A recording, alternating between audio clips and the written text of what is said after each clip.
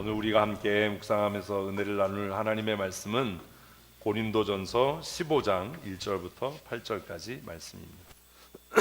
이제 함께 읽을 건데요, 빠르게 읽지 마시고 천천히 뜻을 생각하시면서 기억하시면서 함께 한 목소리로 읽겠습니다.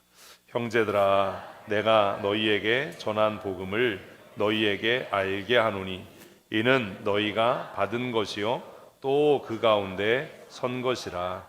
너희가 만일 내가 전한 그 말씀을 굳게 지키고 헛되이 믿지 아니하였으면 그로 말미암아 구원을 받으리라. 내가 받은 것을 먼저 너희에게 전하였노니 이는 성경대로 그리스도께서 우리 죄를 위하여 죽으시고 장사 지낸 바 되셨다가 성경대로 사흘 만에 다시 살아나사 게바에게 보이시고 후에 12 제자에게와 그 후에 500여 형제에게 일시에 보이셨나니 그 중에 지금까지 대다수는 살아있고 어떤 사람은 잠들었으며 그 후에 야고보에게 보이셨으며 그 후에 모든 사도에게와 맨 나중에 만삭되지 못하여 난 자 같은 내게도 보이셨느니라. 아멘. 아멘. 기독교 신앙, 또 기독교의 본질, 핵심, 혹은 또 다른 종교와의 차별성은 뭐라고 생각하시나요? 기독교의 본질이 뭐죠? 다시 쉬운 말로 하면 복음의 본질이 무엇이냐라는 질문입니다. 복음의 핵심이 무엇이냐라는 질문입니다. 예수 믿으면서 신앙생활하면서 이런 고민을 하셔야 합니다. 나는 왜 예수 믿는가? 나는 왜 기독교인인가? 그리고 한 걸음 더 나가서 나는 왜 장로교인인가? 라고 하는 것에 대한 고민, 그리고 자신에 대한 물음과 스스로 그것에 대해서 답을 제시하실 수 있어야 합니다. 그래야 참된 기독교인이고 참된 장로교인이고 참된 예수 믿는 성도입니다. 천천히 우리가 본문을 읽었는데 본문에 이미 답이 있었습니다. 기독교 신앙의 본질과 기독교 신앙의 핵심은 뭐지요? 본문을 이해 못했어도 지혜가 있으면 답을 할 수 있습니다. 뭐예요? 부활이 아니고 부활 신앙. 믿으면 아멘. 답 좀 하세요. 답 좀. 대답 좀. 입 딱 다물고 있어봐야 무슨 유익이 있겠습니까? 딴 거 하지 마시고 집중하시고, 지금은 뭐 성경 읽을 필요도 없잖아요. 우리 그냥 말씀 시작하면 그냥 앞에만 보면 돼요. 다 이렇게 지난주 같은 사태가 생기지 않는 한 다 이렇게 집중할 수 있도록 도와드리니까, 우리 본문 고린도전서 15장인데 13절 말씀을 한번 읽어보십시다. 다 이때니까요, 찾지 마시고. 오늘은 그런 사태가 안 생겼어요. 시작. 만일 죽은 자의 부활이 없으면, 뭐가 없으면? 부활이 없으면, 같이요, 그리스도도 다시 살아나지 못하였으리라. 아멘. 죽은 자의 부활이 원천적으로 불가능하고 그런 것이 존재하지 않는다면 누구도, 예수 그리스도도 부활하지 못하셨을 거다. 이렇게 끝나면 우리와 관계가 없잖아요. 그리고 14절 말씀을 같이 읽습니다. 그리스도께서 만일 다시 살아나지 못하셨으면, 그래서 이제 하나씩 접근하는 겁니다. 예수님의 부활이 없었다면 우리가 전파하는 것도 헛것이요 또 너희 믿음도 헛것이며. 그래서 14절을 보면 명확하게 그리스도 신앙, 기독교 신앙, 그 신앙의 핵심과 본질은 무엇에 있다? 부활에 있다. 아멘. 네, 부활 신앙이다. 아니 이걸 평생 예수 믿는데 답을 못하면 어떻게 해요? 기독교 신앙의 본질이 뭐냐? 기독교 신앙의 핵심이 뭐냐? 다른 말로 하면 예수님께서 어떻게 구원을 완성하셨느냐? 다 똑같은 말이에요. 다 똑같은 질문이에요. 이 질문의 답은 뭐예요? 부활하심으로. 아멘. 나는 어떤 신앙을 갖고 있는 사람이에요? 부활 신앙을 가지고 있는 사람이에요. 아멘 하셔야죠. 아멘. 이게 잘 안 되네. 아멘을 하셔야 돼요. 입을 벌려서 입 다물고 있으면 나하고 관계가 없는 거예요. 아멘 하십시다. 15절을 계속해서 읽어보십시다. 또 우리가 하나님의 거짓 증인으로 발견되리니 우리가 하나님이 그리스도를 다시 살리셨다고 증언하였습니다. 그럼 우리가 나가서 전해야 되는 게 뭐예요? 예수가 부활하셨다예요. 우리는 뭘 전하죠? 오늘 이제 전도 나가는데 우리가 전해야 될 복음의 핵심이 뭐예요? 예수 그리스도께서 부활하셨다. 근데 그 앞에도 이제 하고 뒤에를 해야 돼요. 그 앞에가 뭐겠어요? 예수 그리스도께서 당신의 죄를 위해서 죽으시고 예수 그리스도께서 부활하셨다. 이게 복음이에요. 이게 정리가 안 되면 뭔지를 모르고 지금 교회 다니는 거예요. 복음의 핵심, 복음의 본질은 첫째는 너는 죄인이고 죄인은 죽어서 지옥 가고 그래서 예수님께서 너희 죄를 위해 그 다음 하셔야죠. 죽으셨고 그리고 너의 구원의 완성을 위해 부활하셨다. 아멘. 이게 핵심이에요. 맨날 무슨 전도하라고 그러면 뭘 전해야 돼요 뭐 이러는데 교회 한번 나와보세요. 이런 헛소리를 하면 안 돼요. 그러니까 한 번만 나와서 보고 안 나오지요. 한 번 봤으니까 볼 게 없잖아요. 전할 때 뭐라고 얘기했는데요. 한번 나와보래매. 나와 보니까 그렇지 뭐. 나와 보니까 잘생긴 목사 있고 그러네. 뭐. 지금 웃어야 되는 거예요. 지금 안 웃으면 말한 사람이 되게 뻘쭘해져요. 정리하십시다. 기독교 신앙, 기독교 복음의 핵심 본질은 뭐다? 부활에 있다. 부활에 있다. 부활 신앙이다. 그래서 우리가 전해야 될 것 첫 번째 뭐? 너는 죄인이다. 그게 조금 이제 너무 공격적인 것 같으면 모든 사람은 죄인입니다. 그리고 죄인은 다 죽고 지옥 갑니다. 죄인만 죽어요? 아니 좀 생각을 하고 말을 하자고. 그 의인은 안 죽어요? 아니 그러니까 우리 모두 다 죄인이고 죄인은 죽으면 지옥 간다. 하나님의 심판이 있다. 죄인은 죽습니다. 그럼 의인은 안 죽는다는 얘기잖아요. 그런데 예수님께서 당신의 죄를 위해 죽으셨습니다. 이게 두 번째예요. 그리고 죽으신 예수 그리스도는 당신의 구원의 완성을 위해 부활하셨습니다. 이게 핵심이에요. 이게 복음 전도의 핵심이에요. 다른 거 필요 없어요. 모든 전도에 대한 교재를 보면 다 이 세 가지를 얘기하는 거예요. 첫째, 죄인은 죽어 어디 간다? 지옥 간다. 그리고 이제 살을 붙이면 의인은 하나도 없다. 뭐 이렇게 되는 거죠. 그건 내 능력이 안 되면 그 세 가지만 얘기하면 되고 제발 교회 한번 나와보세요. 이런 바보 같은 소리 좀 하지 마세요. 그건 전도도 아니고 뭣도 아니에요. 모든 사람은 죄인이고 죄인은 죽어 지옥 갑니다. 성경은 의인은 없나니 하나도 없다고 말씀합니다. 그러나 예수님께서 당신의 죄와 나의 죄를 위해 십자가에 못 박혀 죽으셔서 우리의 죄를 사하셨습니다. 그리고 십자가에 못 박혀 죽으신 예수 그리스도는 죽음에 머물지 아니하시고 부활하셔서 당신과 나의 구원을 완성하셨습니다. 그러니 이제 예수 믿으면 당신도 나처럼 하나님 나라 가게 됩니다. 아멘. 이게 전도예요. 뭐가 어려워요? 이게 전부예요. 길게 얘기하고 자시고 할 것도 없어요. 예수 그리스도를 영접하고 하나님 나라 가기를 원하시고 이 땅에서 복된 삶 살기를 원하시면 우리 춘천 성도교회로 오십시오. 아니면 가까운 교회로 나아가십시오. 끝. 그리고 혹시 그 사람이 호의적이라면 지금 제가 당신을 위해 기도해도 되겠습니까? 제가 당신을 위해 기도하겠습니다. 이러면 되는 거예요. 맨날 뭐 교회 한번 나와봐라. 무슨 뭐 교회가 뭐 서커스단도 아니고 복음 같지도 않은 복음을 전하면 무슨 결과가 있겠습니까? 바울은 기독교 핵심의 본질이 뭐다? 부활신앙이다. 그리고 우리는 무엇을 전한다? 이 그리스도의 부활을 전한다. 할렐루야. 그렇게 선언하고 있습니다. 15절 다시 한번 읽어보십시다. 만일 죽은 자가 다시 살아난 일이 없으면 하나님이 그리스도를 다시 살리지 아니하셨을 거다. 그래서 강조지요. 하나님께 살리셨다. 16절. 만일 죽은 자가 다시 살아나는 일이 없으면 똑같아요.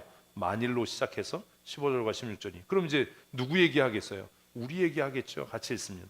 그리스도가 다시 살아날 일이 없었을 터이요. 그리스도께서 다시 살아나신 일이 없었으면 너희의 믿음도 헛되고. 여기 이제 기억을 해야 돼요. 뭐가 없으면?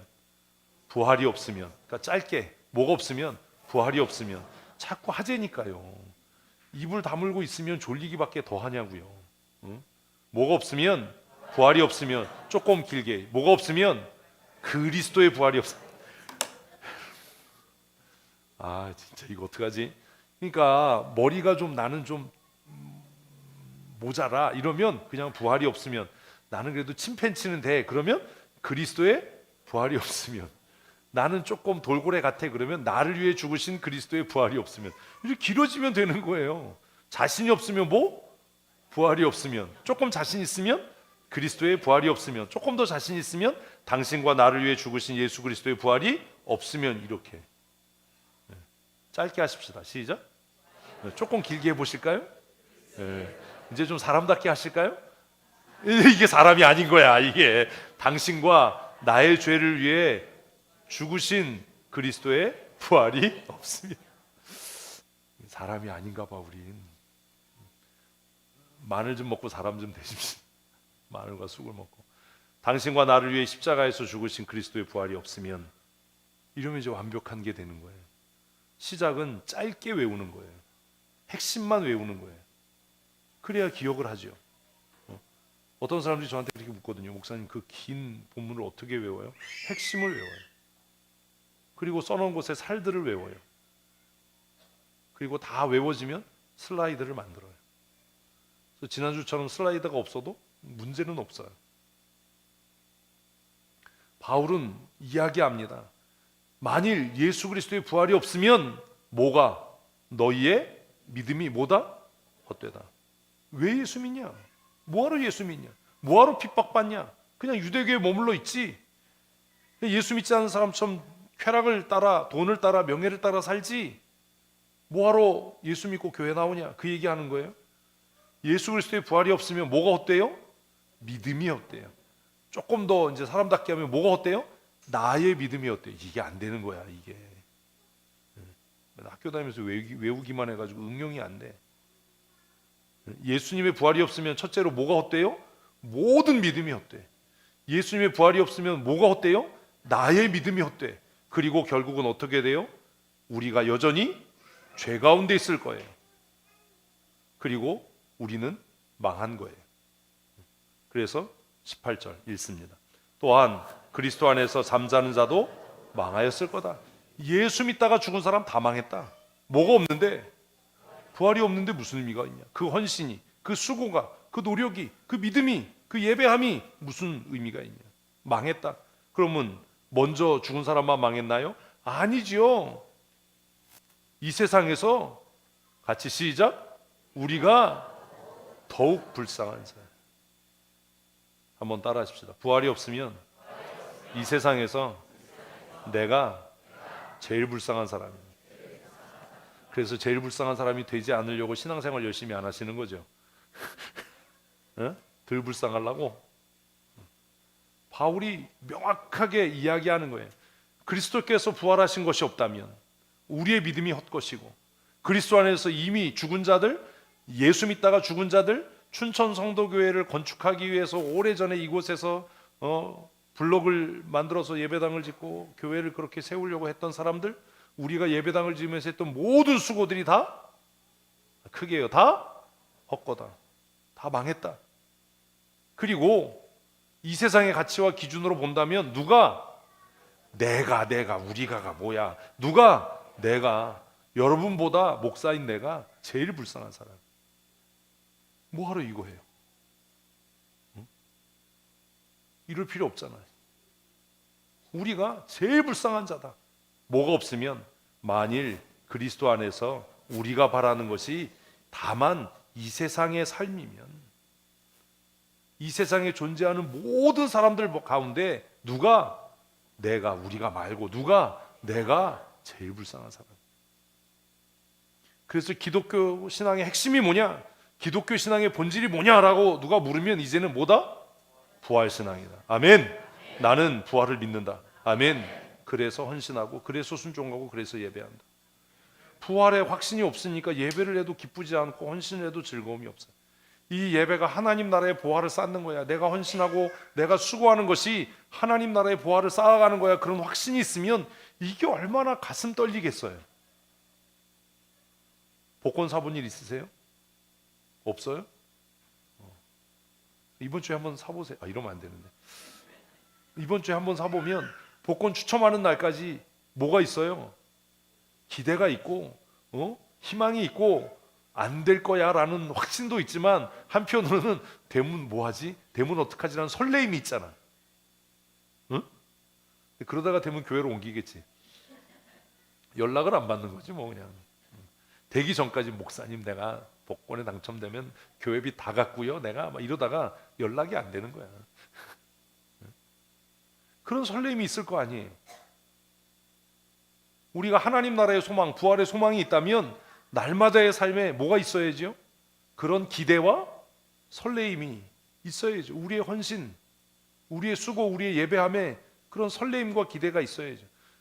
부활에 대한 소망이 없으니까 예배하면 따분하고 지겹고 맨날 그 예배 자체가 그냥 잠과의 사투고 졸음과의 싸움이고 이러면 한 번쯤 내게 정말 뭐가 있는가? 부활의 믿음이 있는가? 부활의 소망이 있는가? 고민해 봐야 되는 거 아닙니까? 잊지 마십시오. 기독교 신앙의 본질과 핵심은 어디에 있다고요? 부활 신앙이다. 부활 신앙. 자꾸 딴소리 하면 안 돼요. 그럼 앞으로 나가지 못해요. 기독교 신앙의 핵심과 본질은 뭐다? 부활 신앙이다. 아멘. 아멘. 그리스도께서 부활하신 것이 없으면 내가 이 세상에서 제일 불쌍한 사람이야. 제일 불쌍한 사람. 우리가 전해야 될 것은 무엇이다? 부활 신앙이다. 어떻게 물어도 이제 답이 나와야 돼. 어떻게 물어도. 당신은 죄인입니다. 죄인은 죽으면 영원한 심판에 떨어집니다. 이 세상에 의인은 없는데 하나도 없다고 성경은 말씀합니다. 당신과 나 같은 죄인을 위해 우리가 아직 죄인 되었을 때 예수님께서 당신의 죄와 나의 죄를 위해 십자가에서 대속의 죽음을 죽으셨습니다. 내 나름대로 아는 성경을 이렇게 붙여서 문구를 만들면 되는 거예요. 뭘 외우려고 할 게 아니라 예수님께서 십자가에서 죽으셔서 당신과 나의 죄를 사하셨습니다. 그러나 그것이 구원의 완성은 아닙니다. 십자가에서 당신과 나의 죄를 위해 죽으신 예수 그리스도는 그 죽음의 권세를 이기시고 부활하셔서 이제 당신과 나의 구원을 완성하셨습니다. 그러니 이제 우리가 예수 그리스도를 구주로 영접하면 누구든지 하나님 나라 가게 됩니다. 믿으시겠습니까? 믿습니까? 여러분이 아멘도 해야 되지만 이렇게 전해야 되는 거예요. 그럼 그 사람이 내가 믿고 싶습니다. 아직은 잘 안 믿어집니다. 잘 이해가 안 됩니다. 그러면 잘 이해가 안 되는 사람은 어떻게 해요? 교회로 오십시오. 내가 믿어집니다. 믿고 싶습니다. 그러면 제가 당신을 위해 지금 기도하려고 하는데 기도해도 되겠습니까? 함께 기도하시겠습니까? 이게 돼야 전도예요. 교회 한번 와보세요 하고 나서 전도했다고 착각하면 바보예요. 그 사람 복음의 핵심과 본질이 빠졌는데 그게 무슨 전도예요? 교회 한번 와봐라, 교회 나가보자, 그게 무슨 전도예요? 그거 해놓고 전도했다 그러고 그거 해놓고 작정했다 그러면 뭔가 모자라도 한참 모자란 거예요. 응? 교회가 멀면 우리 춘천 성도교회가 멀면 가까운 교회, 건강한 교회 나가십시오. 가능하면 이런 마크 있는 교회 찾아가십시오. 우리 교단 교회, 합동측 교회 찾아가십시오. 이래야 되는 거예요. 그리고 그 복음을 전하면서 내가 나에게 복음을 전해야 돼요. 예수 그리스도의 부활이 없으면 나는 이 세상에 사는 사람들 가운데 가장 불쌍한 자예요. 불쌍한 자. 그러나 예수님께서 부활하셔서 나는 이 세상에 어떤 사람보다 가장 복된 사람이다. 할렐루야. 아멘. 이거 믿어야 되는 겁니다. 부활의 의미가 무엇입니까? 부활은 어떤 의미를 갖습니까? 예수 그리스도의 부활이 갖는 의미가 무엇입니까? 본문 20절을 함께 읽어보십시다. 그러나 이제 그리스도 죽은 자 가운데서 다시 살아나사 잠자는 자들의 첫 열매가 되셨도다. 아멘. 예수님의 부활의 의미가 뭐예요?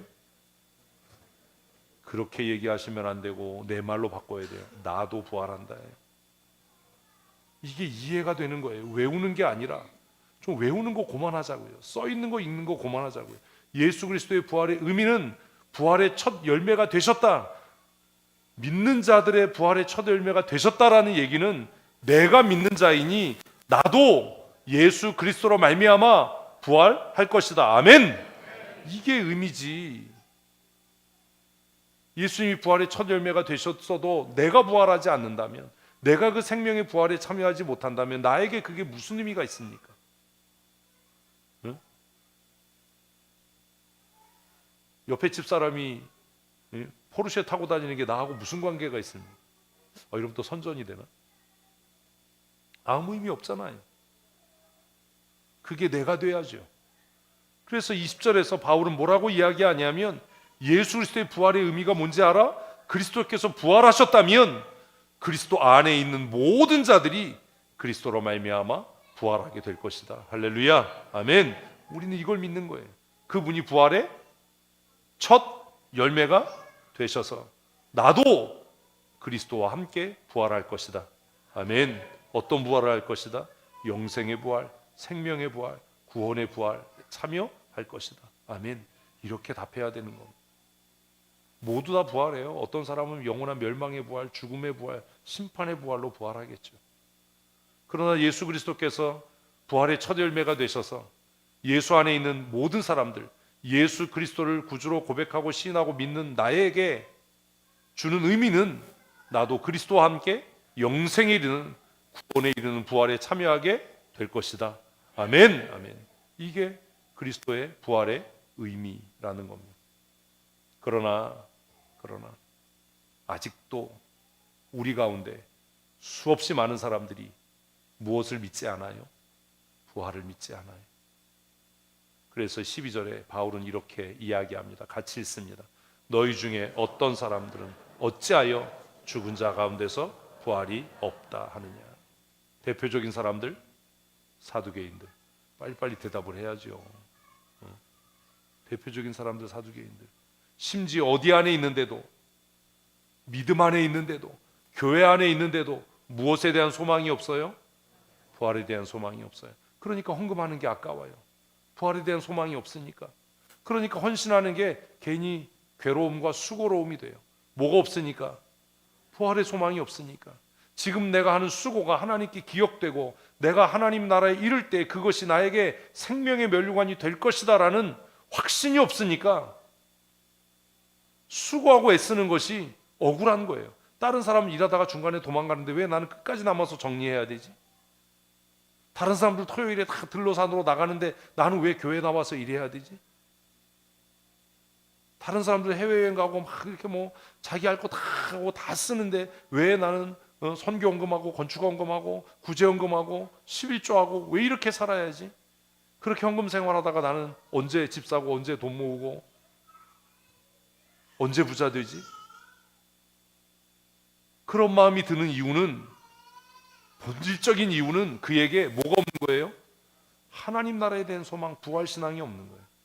아깝지요. 그러니 인색해지지요. 응? 뭐 좀 헌신하려고 하면 갑자기 전국적으로 다 아파요. 응? 교회 나와서 전도하자, 일하자라고 하면 아우 오늘은 쉬어야 될 것 같고 나는 과로하는 것 같고, 우리 좀 같이 부르짖어 성도들 위해 기도하자 그러면 나는 피곤해요. 기도할 말이 없어요. 왜요? 궁극적인 이유가 뭔지 아세요? 본질적인 이유가 뭔지 아세요? 뭐가 없는 거예요? 부활의 신앙과 소망이 그에게 없기 때문이에요. 여러분이 그리스도 안에서 하는 수고가 헛되지 않은 줄로 믿으십시오. 아멘. 사람은 기억하지 않아도 하나님께서 기억하실 겁니다. 아멘. 성도를 위해 기도하는 일을 억울하게 생각하지 마십시오. 헌신하는 일을, 그 수고를 억울하게 생각하지 마십시오. 무릎 아파 죽겠는데 왜 우리 교회는 봄신방, 가을신방 1년에 2차례 내서 내 무릎을 이렇게 고통스럽게 하나? 이런 생각하려면 나오질 마세요. 괜히 신방 따라 나와가지고 자리만 비좁게 하고 신방하는데 관심도 안 갖고 그냥 졸고 앉아 있으려면 뭐하러 신방에 와요? 신방에 참여했으면 성도들의 가정을 돌아보고 정말 뜨거운 마음으로 기도하고 기도 제목을 기억하고 집사님 내가 6개월 동안 기도할 거야. 권사님 내가 6개월 동안 기도할 거야. 아무개 성도님 내가 6개월 동안 기도할 거예요. 그러니 힘내세요. 어려울 때 누군가 나를 위해 기도하고 있다는 사람이 있다는 걸 기억해 주세요. 오늘 내가 당신 집을 신방했으니 내가 목사님과 함께 6개월 동안 당신과 당신의 가정을 위해 뭐 할 겁니다? 기도할 겁니다. 왜 신방에 참여를 안 해요? 난 이해를 못 하겠어. 아니 얼마나 복된 일이에요. 다른 사람은 몰라도 신방을 통해서 담임 목사가 그 가정을 위해 6개월 동안 기도하는 그 혜택을 누리는데 기도 제목도 안 써내.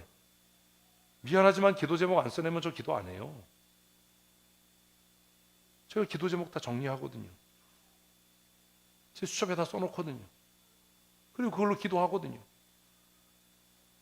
왜 봄, 가을로 신방하는지 아십니까? 우리가 복음성가 얘기하는 것처럼 마음이 지쳐서 낙심되고 기도할 수 없을 때 누군가는 널 위해 기도한다. 그 누군가가 누구냐? 네 교회 담임 목사다. 그런 의식도 없는 거예요.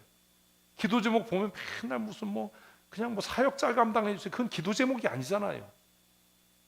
그게 신방의 기도 제목입니까? 신방의 기도 제목은 정말 가정에 소소하고 자세한 문제여야 되잖아요. 목사님 우리 가정을 위해 6개월 이렇게 기도해 주세요. 그러니까 거기 적혀 있어야 되는 거잖아요. 왜 신방하는데요? 왜 그 수고로움을, 그 힘듦을 왜 자처하는데요? 그 일을 하는 저에게는 뭐가 있기 때문이에요? 부활의 소망이 있기 때문이에요. 내가 지금 이것이 뭐 하는 일이다? 하나님 나라의 보화를 쌓아가는 일. 성도들을 향해서는 내가 당신들의 참 목자여서 당신들을 위해 6개월 동안 내가 기도하겠다 라고 약속하는 거예요. 부활의 소망이 있다는 건 그런 거예요. 사두개인들은 입으로 부활이 없다라고 얘기했지만 지금도 얼마나 많은 사람들이 무엇으로? 마음의 생각으로 부활을 부정하고 살아가는지 몰라요. 왜 이렇게 화창하고 맑은 날 지하에 와서 예배합니까? 뭐가 있으니까요? 부활의 소망이 있으니까요. 부활의 소망이 없으면 뭐하러 이 시간에 여기에 앉아 있습니까? 산으로 들러 나가지. 직장 다니는 사람들 10월이 기다려지잖아요. 근데 예수 믿는 사람들에겐 꽝이야. 왜 꽝이야? 주일이 가운데 딱 들어있어. 아직 달력을 안 보셨어요? 10월에 연휴잖아요. 그냥 쫙.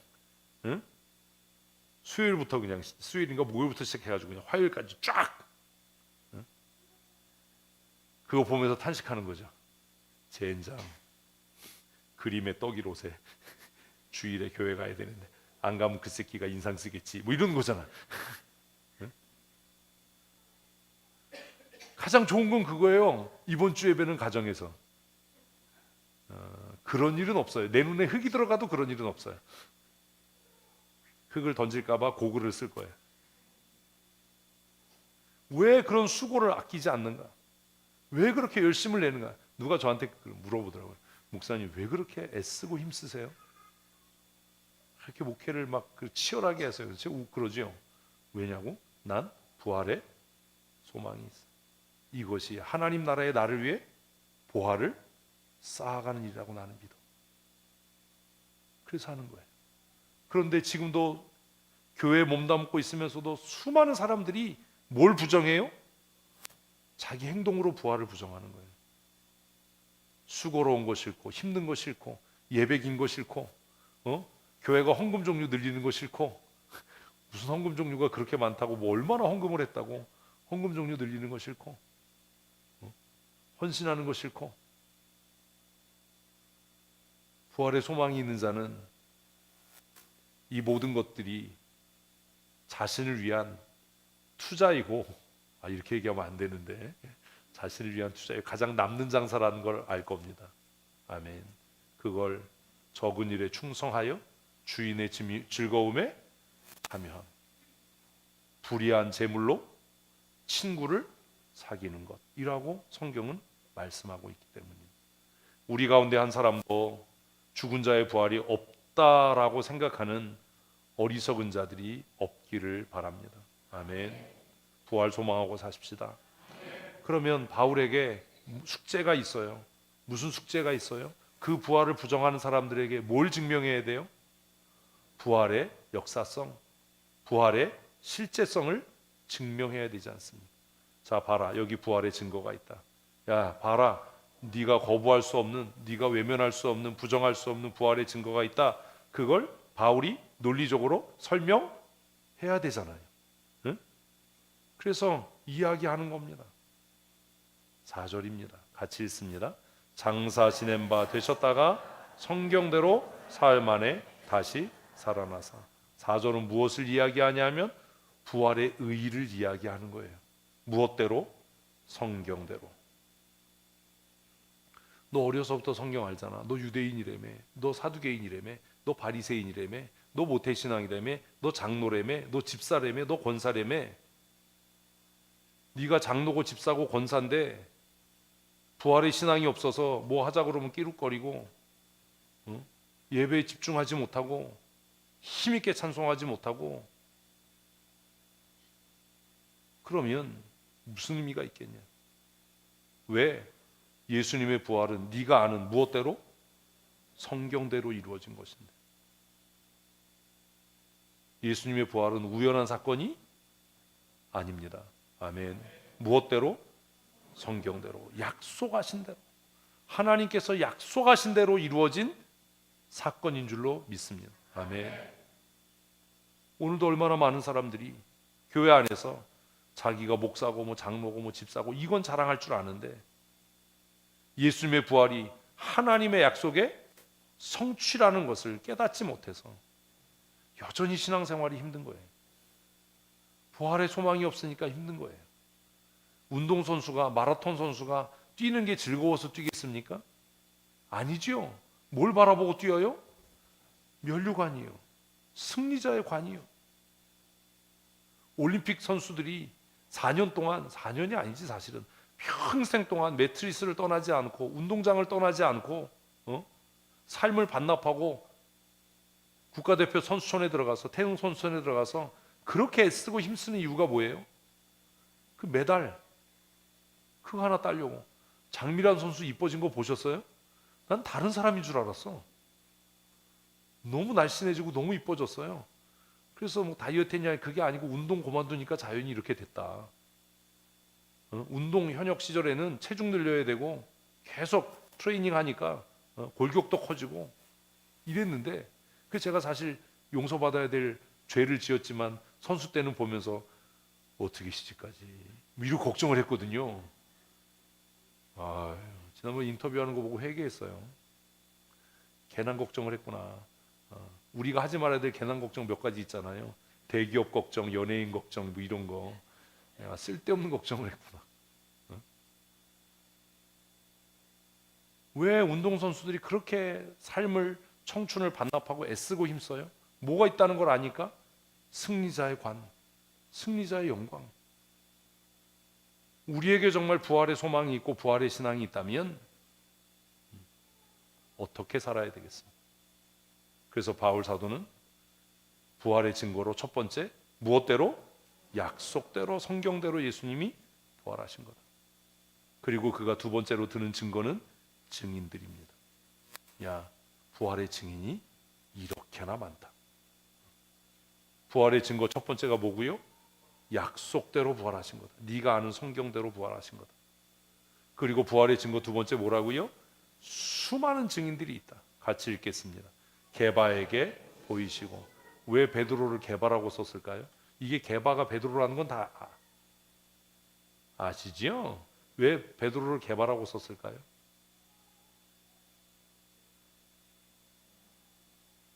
뭐 그냥 생각해 보세요. 괜한 거 물었네. 답이 나올 줄 알았어.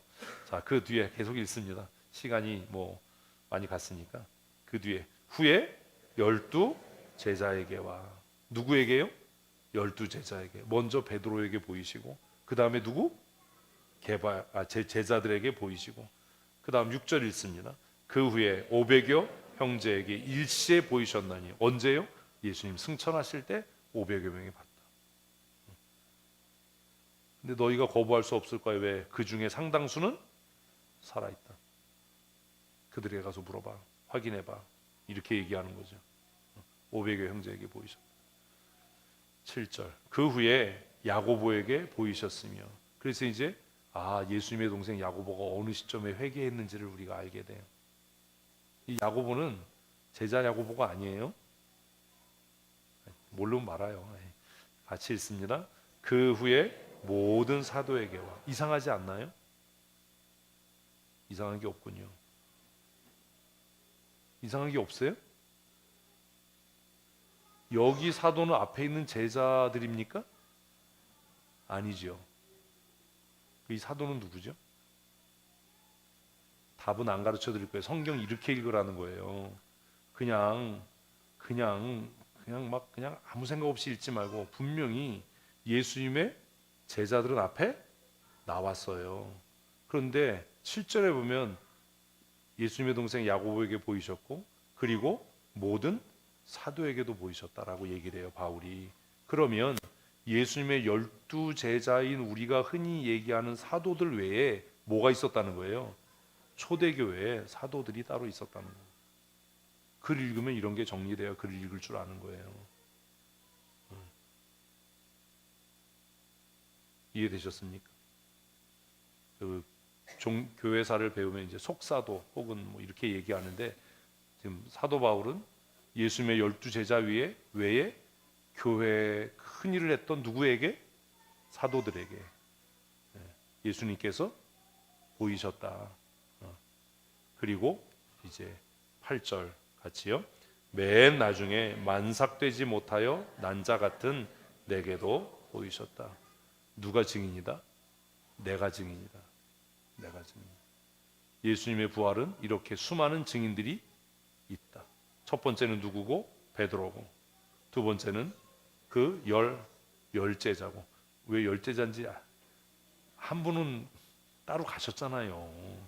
열제자들이고, 그 이후에 예수님의 동생이었던 야고보에게와 교회의 수많은 사도라고 불려졌던 지도자들에게 보이셨고, 그리고 마지막에는 띨빵하고 모자라고 쪼다 같은 나한테.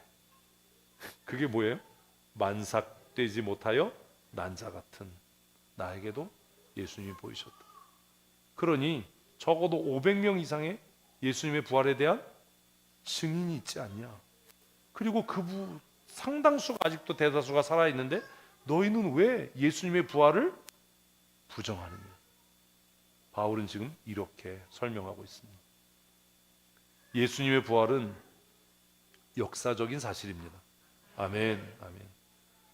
예수님의 부활이 역사적인 사실이라면 무엇도, 그쵸, 이제 똑똑해진 거야. 이거 답을 못하면 이건 진짜 이거 안 되는 거야. 이건 진짜 누구의 부활도, 나의 부활도 역사적인 사실일 겁니다. 아멘. 이게 부활의 현재성이. 응? 부활주일에 예수님이 부활하실 때 무슨 지진이 났고 돌무덤이 열렸고, 그게 뭔 의미가 있냐라는 거예요. 그거는 이미 누가 증거했어요? 여기 써 있는 그 500명 이상의 사람들이 증인이다. 마지막 증인은 누구다? 만삭되지 못하여 난 나가 아니라 만삭되지 못하여 난 바울, 그가 증인이다. 이걸 또 만삭되지 못하여 난 나 그러면 여러분 진짜 만삭되지 못한 거예요. 진짜 많이 모자란 거야. 그럼 부활이 왜 그렇게 중요합니까? 부활의 중요성은 뭡니까? 이걸 또 물어야 되잖아요. 하도 이렇게 논리적으로 얘기하니까 못 따라오시면 앞에 있는 거 다 잊어먹으면 안 돼요. 기독교 신앙의 핵심은 뭐냐? 부활 신앙이다. 그죠? 그거부터 시작한 거예요. 순서대로 잘 첫째로 둘째로 안 한다고 이거 잊어먹으면 안 돼요. 부활 신앙이 왜 그렇게 중요하지요? 2절을 읽어보십시다. 시작. 너희가 만일 내가 전한 그 말을 굳게 지키고 헛되이 믿지 아니하였으면 그로 말미암아 구원을 받았을 거다. 결국 우리가 앞에서 읽었던 7절, 8절 이렇게 14절 다 부활 신앙이 없으면 구원이 없는 거예요. 부활 신앙이 없으면 구원이 없는 거예요. 교회 나온다고 해서 무슨 예배 참석한다고 해서 이거 아니에요. 한번 하십시다. 부활 신앙이 구원의 완성입니다. 아멘. 그래서 부활신앙이 중요한 거예요. 부활신앙이 없으면 우리의 구원은 완전하지 않은 겁니다. 그러면 부활이라고 하는 건 죽어서 누리는 은혜인가요? 그 사람이 부활신앙을 가졌는지 안 가졌는지는 어떻게 검증할 수 있나요? 네? 다른 말로 하면 예수님의 부활이 이제 역사적인 사실이라는 것, 실질적인 사건이었다는 것 우리가 봤어요. 그죠? 왜? 500명 이상의 증인이 있으니까. 지금은 다 돌아가셨지만 그분들이 이 글이 쓰여질 때 실제 실존하고 있었으니까. 그러면 이제 우리가 마지막으로 고민해야 될 게 뭐예요? 그러면 그리스도의 부활과 나는 어떤 관계냐? 예수님의 부활과 나는 어떤 관계죠? 제가 이런 질문에 대한 모든 답을 가르쳐 드렸잖아요. 밀접한 관계다. 예수님의 부활과 나는 어떤 관계예요? 매우 중요한 관계예요. 아유, 주여. 중요한 관계, 밀접한 관계예요. 예수님의 부활이 지금 현재의 내 삶에 어떤 영향을 미치고 있습니까?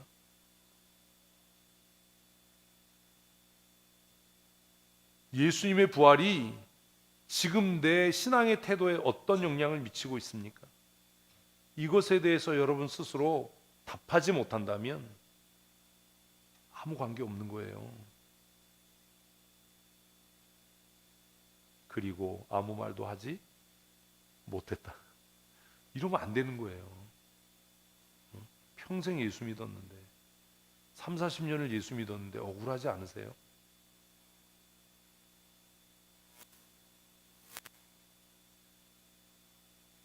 (17절입니다) 같이 읽습니다.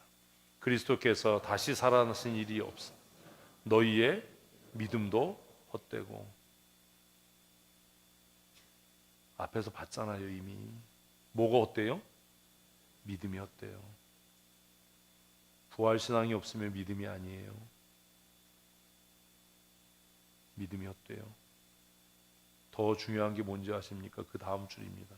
너희가 여전히 죄 가운데 있을 것이요. 어떻게 천국 갑니까? 여전히 죄 가운데 있는데. 부활신앙이 없다면 어떻게 하나님 나라, 어떻게 천국을 소망합니까? 그러니 예수님의 부활과 나는 어떤 관계? 아주 매우 중요한 관계, 밀접한 관계 있는 거예요. 믿으면 아멘. 네, 중요해요 이거. 그래서 20절을 다시 읽습니다. 그러나 이제 그리스도께서 죽은 자 가운데서 다시 살아나사 잠자는 자들의 첫 열매가 되셨다. 뭐가 되셨다?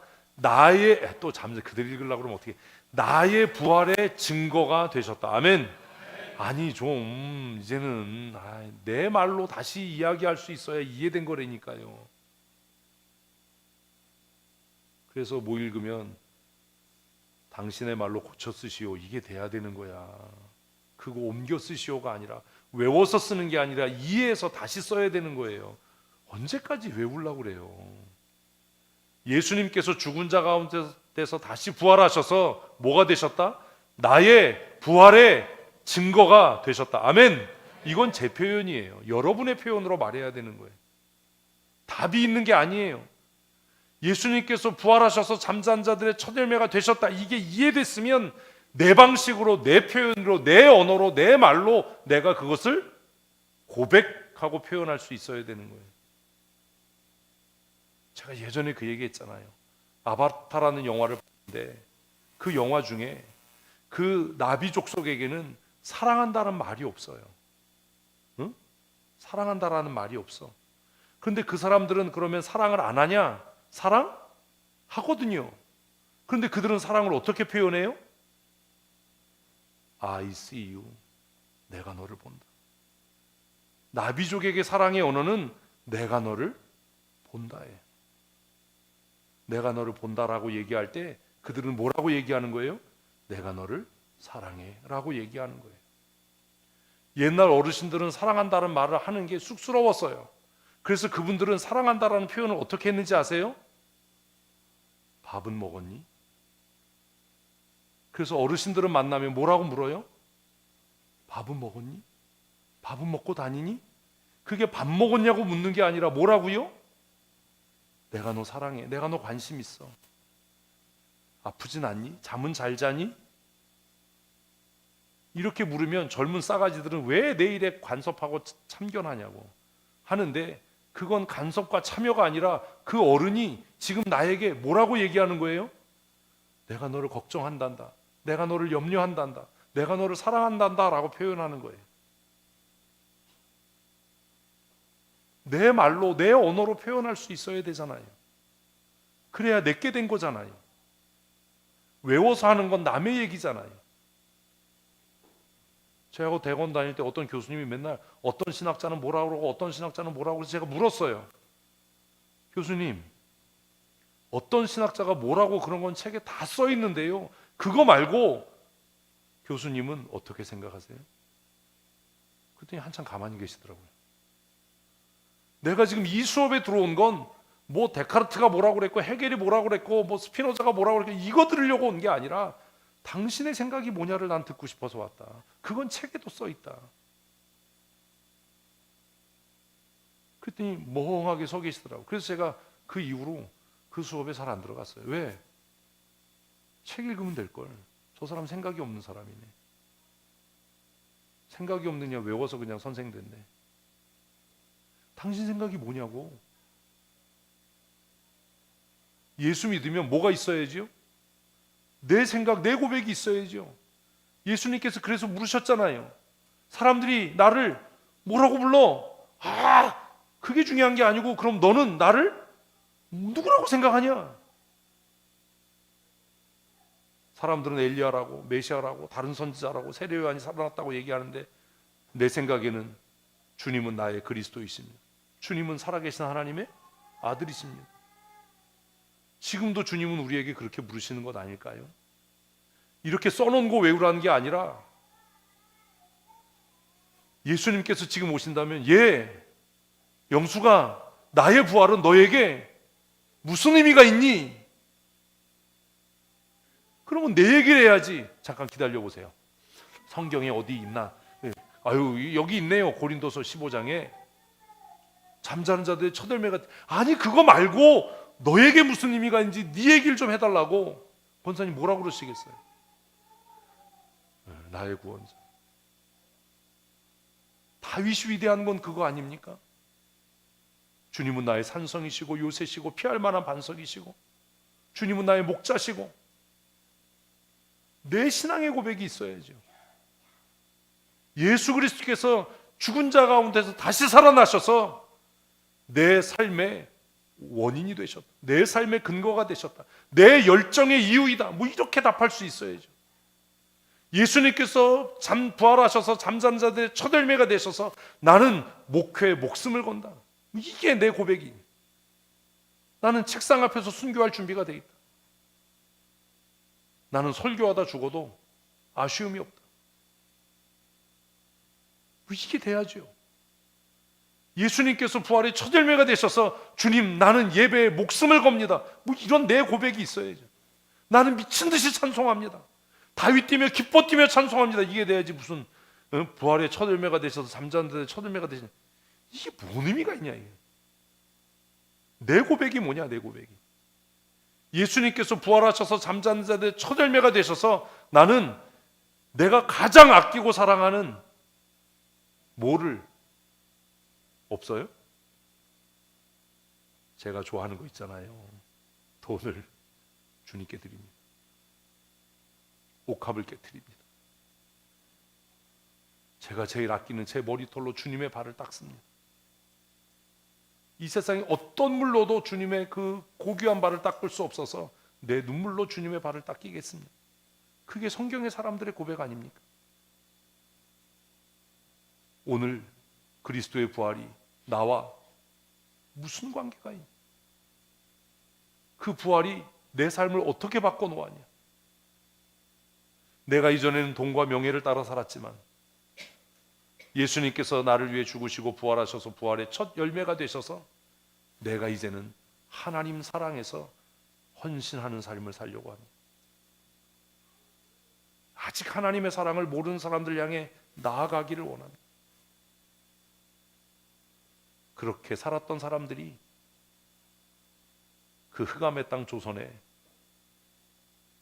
복음을 들고 온 사람들 아닙니까? 이 땅에 뼈를 묻고 자식들의 뼈를 묻고 한 가문에 뼈를 묻은 그들 아닙니까? 한강변에 가면 아직도 그 가족들의 묘지가 남겨져 있지 않습니까? 예수님의 부활이 나에게 어떤 의미가 있느냐? 그리고 더 나아가서 그 부활은 현재 나의 삶에 어떤 유익이 되는가에 대해 고민해야 되는 겁니다. 아무 적용도 없는 설교, 삶의 방향을 바꿔놓지 못하는 메시지가 무슨 의미가 있습니까? 그래서 바울은 고린도 교인들에게 부활을 부정하고 육체의 부활을 거부하는 그 신앙과 그 믿음을 거부하는 그들에게 예수님께서 부활의 첫 열매가 되셨다. 너도 예수 그리스도처럼 마침내 부활할 거다. 믿으면 아멘. 그걸 믿는다면 너희 이렇게 살아야 된다. 그게 뭔지 아세요? 같이 읽습니다. 사망아 너의 승리가 어디 있느냐? 내가 부활의 믿음을 갖고 있다면, 부활의 신앙을 갖고 있다면 더 이상 무엇을 두려워하지 않는, 죽음을 두려워하지 않는, 죽음을 두려워하지 않는, 육체적인 죽음만이 아니라 멸시와 천대를 두려워하지 않는, 인정받지 못하는 것에 대한 두려움을 이겨내는, 높아지려고 하는 마음을 십자가에 못 박는 그런 삶을 살아야 되는 것 아닙니까? 그래서 바울은 고린도 성도들에게 너희가 정말로 예수 그리스도의 부활을 믿으면, 예수님께서 너희의 부활의 첫 열매가 되신 것을 믿는다면 무엇을 이기는? 죽음의 세력을 이기는, 죽음의 공포를 이기는 삶을 살아야 되지 않겠냐? 사망아 너의 승리가 어디 있느냐? 사망아 너의 쏘는 것이 어디에 있느냐? 사망에 쏘는 것은 죄요, 죄의 권능은 율법이라. 할렐루야, 아멘. 그러니 이제 무엇에 매이지 않는 삶? 율법에 매이지 않는 삶이에요. 아우 좀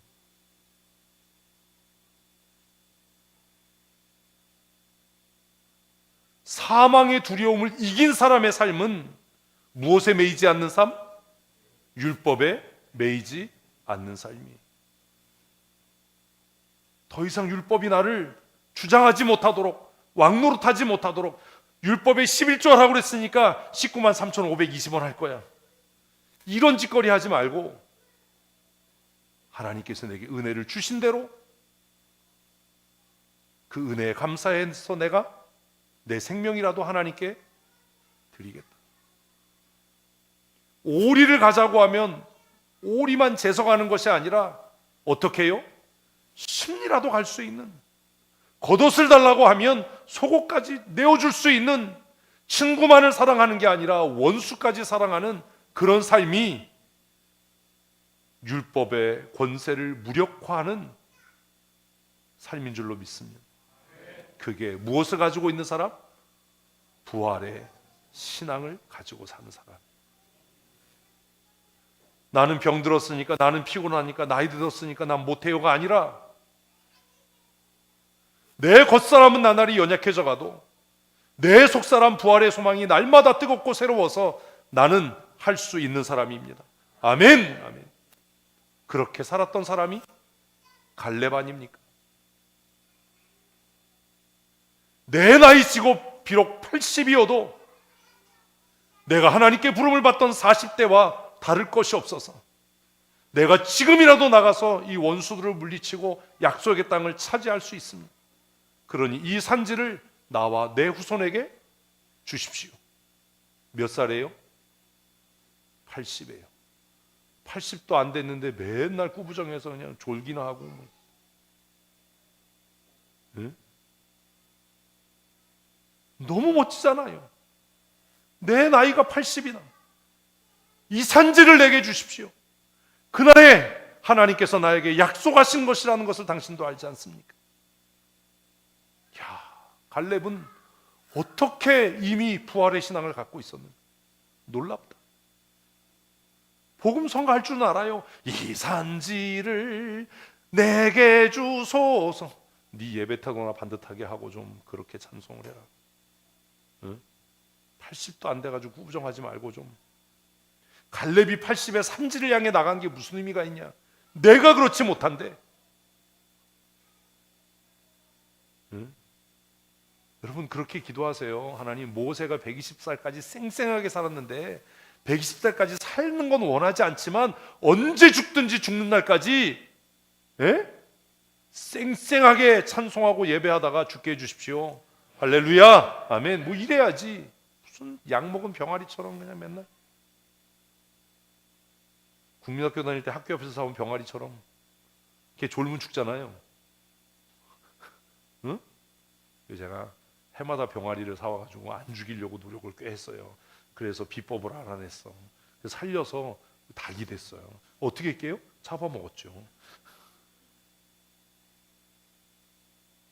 국민학교 앞에서 병아리 사오면 걔 졸잖아 맨날. 그러다 나중에 어떻게 돼요? 죽어요. 왜 학교 옆에서 파는 병아리는 죽지?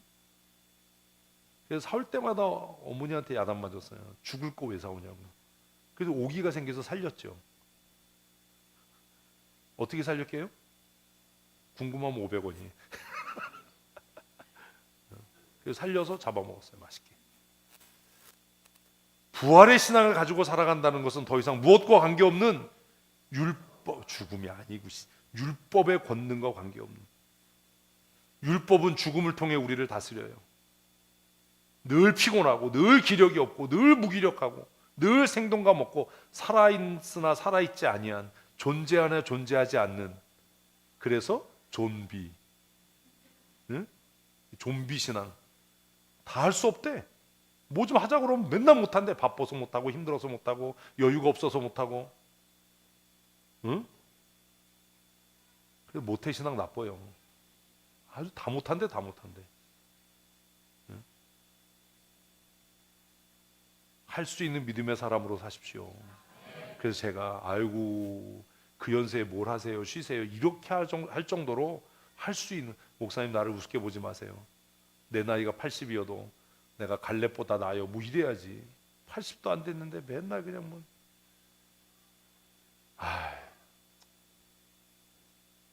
마음이 아프잖아요. 더 이상 무엇이, 율법이 나를 뭐하지 못하는, 다스리지 못하고 주장하지 못하는 그런 삶을 사는 게 무슨 신앙? 부활신앙. 너무 멋지잖아요. 사망아 너의 승리가 어디 있느냐? 사망아 내가 쏘는 게 어디 있냐? 사망이 쏘는 것은 죄고, 죄를 주장하는 건 율법인데 이제 내가 부활의 신앙을 가져서 예수 그리스도가 나를 위해 부활의 첫 열매가 되셔서 나는 율법과 관계없는 삶을 산다. 아멘. 그래서 바울은 고린도 교인들에게 나는 너희에게 평가받는 것을 두려워하지 않는다. 나는 아무에게도 평가받지 않는다. 이게 이해가 안 되는 거예요. 이게 이해가 안 되니까. 나는 너희가 나에 대해서 평가하고 평하는 것을 가볍게 여긴다. 왜? 더 이상 율법이 나를 주장하지 못하니까. 아멘. 이래야 되잖아요. 누가 뭐라고 한마디 했다고 삐져가지고 그러고, 누가 뭐라고 그랬다고 또 그것 때문에 그냥 뭐. 국민학교 다닐 때 캠프송 부르는 것처럼 이웃집 순이 우리 엄마 보고 할매라고 불렀다, 잠이 안 온다, 내일 아침 복수하러 가야 되겠다, 뭐 이거 국민학생들이나 부르는 캠프송이지. 이거 알아요? 이웃집 순이를? 너무 오래 산 거야. 이거 알면 오래 산 거야. 국민학교 때 캠프 가면 그런 거 부르죠. 이웃집 순이 우리 엄마 보고 할매라고 불렀다, 잠이 안 온다, 내일 아침 먹고 따지러 가야겠다. 뭔 맨날 그런 유치찬란한 삶을 언제까지 살 거냐. 누가 뭐라고 하던 네가 뭐라고 하던 나는 더 이상 율법의 저주 아래 있지 않다. 우리 찬양했잖아요. 예배 전에 6월절 어린 양의 피로. 더 이상 정죄함 없네. 그 얘기가 이 얘기예요. 노래만 하면 무슨 의미가 있어? 더 이상 정죄함 없네. 나는 주보혈 아래에 있네. 나는 어디 아래? 그리스도의 부활의 영광 속에 사네. 아멘. 그 찬송하는 거예요. 더 이상 정죄함 없네. 나는 주보혈 안에 있네. 나는 주보혈 아래에 있네. 그 피가 나를 자유케 하는, 더 이상 율법의 정죄를 받지 않는, 국민학생 때 얘기했던 것처럼 까딱 마이싱이야 뭐 이런 삶을 진짜 뭐라 누가 한마디만 하면 그냥 코 빠져가지고 이러지 말고, 부활의 신앙은 그런 거예요. 부활의 신앙이 주는 현재적인 유익은 이런 거예요. 부활의 신앙이 주는 현재적인 유익이 뭐라고요? 율법에 매이지 않는 삶. 아멘. 한번 하십시다. 부활의 신앙은 현재적으로 나에게 율법에 매이지 않는 신앙의 삶을 살게 합니다. 아멘. 60년대 태어난 사람은 뭐라고요? 까딱 마이싱의 신앙. 그 뒤에 태어난 애들은 캡숑의 신앙, 이런 거잖아요. 응? 좀 그렇게 살았으면 좋겠어요. 이걸로 끝나냐? 그게 아니에요. 같이 읽습니다. 우리 주 예수 그리스도로 말미암아 우리에게 승리를 주시는 하나님께 감사합니다. 부활 신앙은 우리에게 뭐가 돼요? 승리가 되는 줄로 믿습니다. 아멘. 아멘. 지금은 지는 것 같으나 장차 승리하는 자고, 아멘. 지금은 넘어지는 것 같으나 다시 일어서 승리하는 자가 될 줄로 믿습니다. 그게 부활 신앙이에요. 부활 신앙을 가진 사람은 자기 죄를 깨끗하게 인정해요. 왜? 지금은 실수했어. 그러나 내가 마침내 승리할 거야. 그게 베드로의 신앙이에요. 그런데 부활 신앙이 없는 사람은 목매러 가요. 사실 객관적으로 보면 베드로가 더 나쁜 놈입니까? 유다가 더 나쁜 놈입니까? 둘 다 같은 놈인가요? 내가 볼 땐 베드로가 더 나쁜 놈이야.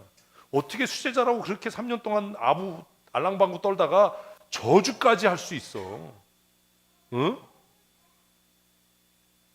그런데 그에게는 유다와 다른 또 다른 모습이 있었어요. 주님을 사랑하는,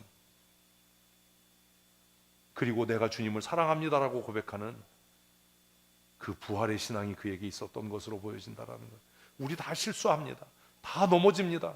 그러나 넘어진 자리에 엎어져 있지는 마십시오. 넘어지는 게 창피한 게 아니에요. 넘어져서 엎어져 있는 게 부끄러운 거예요. 넘어졌으면 털고 일어나십시오. 아멘. 부활의 신앙이 그런 거예요. 하나님, 내가 또 실수했습니다. 내가 또 범죄했습니다. 내 주댕이가 또 방정을 떨었습니다. 그러나 그리스도의 보혈이 나를 승리케 할 줄로 믿습니다. 아멘. 그래서 바울은 뭐라고요? 15장 마지막 부분에 우리에게 승리를 주시는 하나님께 감사한다. 아멘. 우리는 마침내 승리할 줄로 믿습니다. 이래야 되잖아요. 목사님, 내가 잘못했어요. 실수했어요. 그러나 마침내 좋은 믿음의 사람이 될 줄로 믿습니다. 이래야 이게 뭐가 희망이 있는 거지. 에? 실수 안 하는 사람이 어디 있어요? 잘못 안 하는 사람이 어디 있어요? 그걸 은폐하고 그걸 뭐 변명하고 그걸 핑계하려고 하니까 그게 힘든 거지. 엎어져도 엎어진 이유 찾지 말고 뭐 하자고요? 빨딱 일어서십시오. 깨끗하게 인정하고. 길에 바나나 껍질 버린 놈이 나쁜 놈입니까? 그거 밟은 놈이 나쁜 놈입니까? 둘 다 나쁜 놈이에요. 밟은 놈이 멍청한 놈이죠. 내 죄죠 그게. 정말로 하나님께서 우리에게 승리를 주시는 줄로 믿으십니까? 그렇다면 같이 읽습니다. 그러므로 내 사랑하는 형제들아, 견실하며 흔들리지 말고 항상 주의 일에 더욱 힘쓰는 자들이 되라. 아멘. 아멘. 어떤 자요? 더욱 힘쓰는 자요. 뭐가 있다면? 부활의 신앙이 있다면. 잊으면 이 대답을 못하면 이거 안 돼요. 뭐가 있다면? 부활의 신앙이 있다면 넘어져도 엎어져 있지 말고 다시 일어서서 더욱 힘쓰는 자가 되십시다. 아멘. 이래야 되는 거예요. 주의 일에 더욱 힘쓰는. 왜 힘써요? 하나님 나라의 소망이 있으니까. 내 수고가 헛된 줄? 아니, 헛된 줄 했으면 그 다음 얘기를 해야지. 왜 자기들이 고치려고 그래? 헛된 줄? 그 다음 못 하시죠? 문장을 못 만들죠? 그러니까 제가 아까 얘기했잖아. 내 말로 헛된 줄 하면 그 다음을 어떻게 마무리하셔야 되겠어요? 우리가 헌신하지 않고 충성하지 않는 것은 내 수고가 헛된 줄 알기 때문이에요. 이게 무슨 소용이 있어? 이게 무슨 소용이 있어? 내가 이렇게 힘쓰고 애써도 목사님은 안 알아주는데, 인정을 안 해주는데 무슨 소용이 있어? 우린 이러고 살아요. 우리의 수고가 헛된 줄 알아요. 우리의 예배가 헛된 줄 알아요. 우리의 찬송이 헛된 줄 알아요. 그래서 예배하면 대충 해요. 예배를 사모하거나 준비하지 않아요. 어제 저녁에 오늘 예배를 위해 일찍 주무셨습니까? 푹 주무셨습니까? 자기 전에 기도했습니까? 하나님 깊은 잠 자게 해주세요. 내일 예배에 졸지 않도록. 내 예배 태도가 예배에 방해가 되지 않도록 깊은 잠 자게 해주세요. 그렇게 기도하셨습니까? 그렇게 사모하셨습니까? 여러분 누구 가르쳐 보셨나요? 강연해 보셨나요? 여러분이 강연하거나 누구를 가르치거나 수업하는데 한 사람이 계속해서 하품하면 어떨까요? 박문사님 어때요? 네? 총 쏘고 싶어요? 나한테? 공경수 권사님은 착해서 자기한테 총 쏘고 싶대잖아. 박문사님은 어떠고 싶어요? 때려주고 싶어요? 착한 거야. 나를 내가 왜 이렇게 강의를 못하나 뭐 이런.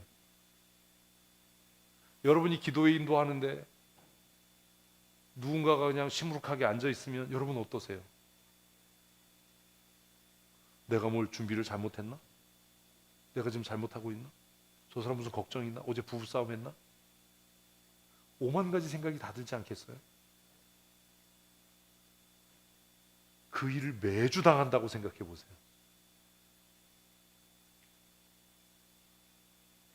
누굴 통해서? 나를 통해서. 무슨 생각이 드십니까? 나에게 부활의 소망이 있는 사람인가요?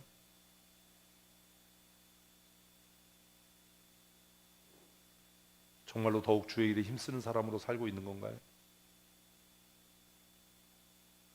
부활의 소망은 이렇게 끝을 맺어요. 예수님 다시 살아나셨다, 돌문이 열렸다, 다 우리가 얘기 안 해도 2000년 전에 역사적인 사실로 다 확인되고 밝혀진 일이에요. 그래서 그 결과가 뭐냐? 그게 너한테 무슨 의미가 있냐? 그래서 바울 사도는 뭐래요? 최종적인 결론이 더욱 힘쓰는 자가 돼. 왜? 너희의 수고가 부활이 없다라고 생각하는 사람들처럼 헛되지 않으니까. 주 안에서 헛되지 않으니까. 응? 헛되지 않은 줄 이러면 그 뒷얘기를 했어야 되는데 생각이 멈추는 거예요. 왜 수고합니까? 왜 열심을 냅니까? 제가 왜 이렇게 힘을 들여서 설교를 합니까? 첫째는 이 말씀을 통해서 여러분과 내 삶이 변하기를 소원하기 때문이에요. 그러나 그거 안 일어나도 저는 계속 할 거예요. 왜? 내 수고가 주 안에서 헛되지 않은 줄을 알기 때문이에요. 여러분이 다 졸아도 다 자도 내 수고는 하나님께 기억될 거예요. 여러분의 행위는 여러분의 행위대로 기억될 거예요. 그래서 낙심하지 않는 거예요. 그래서 포기하지 않는 거예요. 정말 어떤 날은 그런 마음이 들 때도 있어요. 아니 듣지도 않고 맨날 저러는데 그냥 한 20분 하고 말까 보다. 적용 이런 거 싹 빼고 그냥 객관적인 얘기하고 말까 보다. 들으나 마나 한 얘기. 오늘 부활절에 예수님 부활하셨다. 지진이 나고 무덤 문이 열리고 예수님 다시 사셨다. 예수님께서 부활의 첫 열매가 되신 줄로 믿습니다. 아멘. 이러면 뭐 20분이면 끝나. 20분도 안 걸려요 이거. 그러고 말까 보다 싶습니다. 그래서 유익이 뭐가 있냐? 아무 유익이 없지 않냐? 듣는 자에게도 전하는 나에게도. 왜 애쓰고 힘쓰고 수고하냐? 왜 더욱 주의 일에 힘쓰려고 노력하냐? 저에게는 부활의 소망이 있습니다. 신에게는 열쇠척이 남은 게 아니라 저에게는 부활의 소망이 있어요. 그래서 지금 이렇게 애쓰고 힘쓰는 것들이 지금 당장 변화와 열매가 보이지 않아도 어디 안에서 부활의 첫 열매 되신 그리스도 예수 안에서 헛되지 않은 줄 믿기 때문에 듣든지 안 듣든지 순종하든지 안 하든지 속을 뒤집어 놓든지 기쁘게 하든지 이 일을 하는 겁니다. 왜요? 나를 위해 예비된 생명의 멸류관을 위해서. 여러분 누구 위해 예배합니까? 어떤 분들이 목사님 오늘 예배 못 나가서 죄송해요. 나한테 미안해하지 마세요. 미안할 거 아무것도 없어요. 안 나와도 저는 열심히 할 거예요.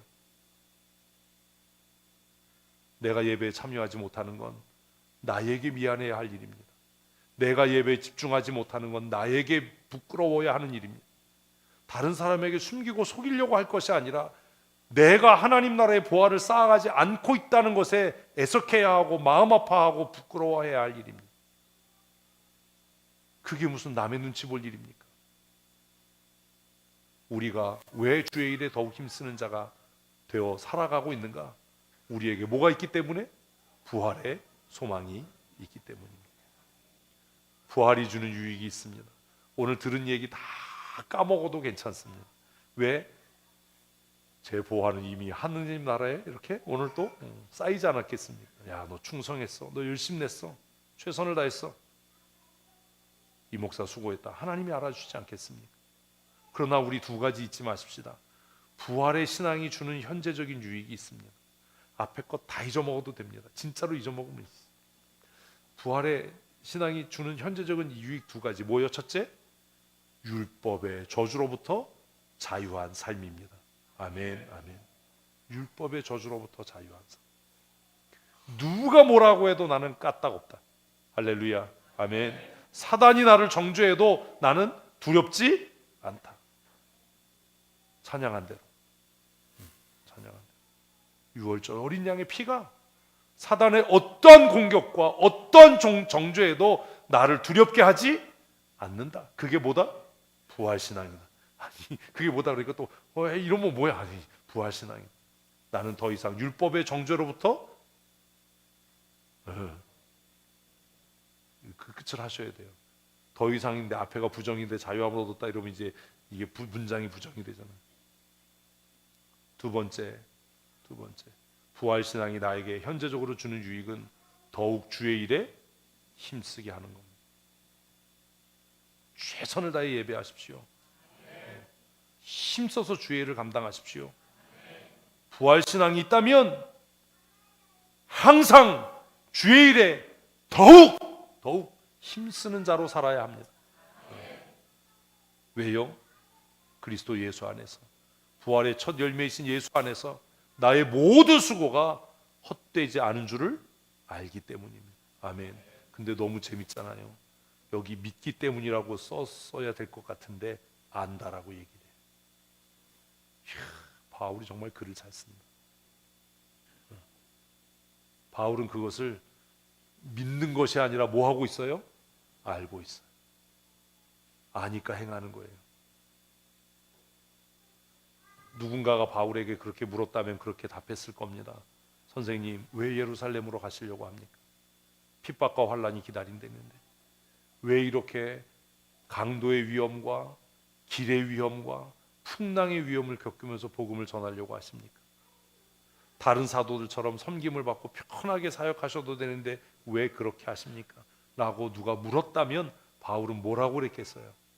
나에게 부활의 신앙이 있기 때문이다. 내 수고가 주 안에서 헛되지 않은 줄을 내가 알기 때문이다. 이렇게 답하지 않았겠습니까? 말씀을 준비하면서 저도 그렇게 답했습니다. 바울 선생님, 선배님, 나도 내 수고가 주 안에서 헛되지 않은 줄 알아서 이 시간에도 책상을 떠나지 않습니다. 내 수고가 헛되지 않은 줄 알아서 이 밤에도 성도를 위해 기도합니다.